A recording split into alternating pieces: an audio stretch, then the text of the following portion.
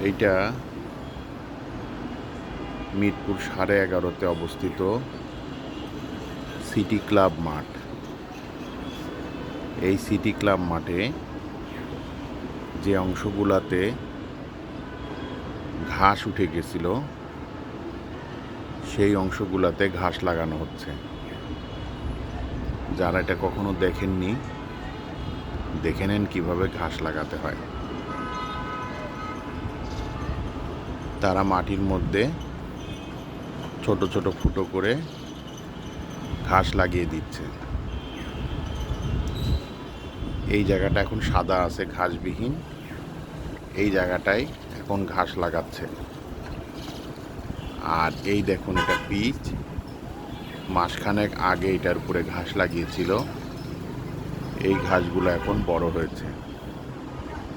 ধন্যবাদ।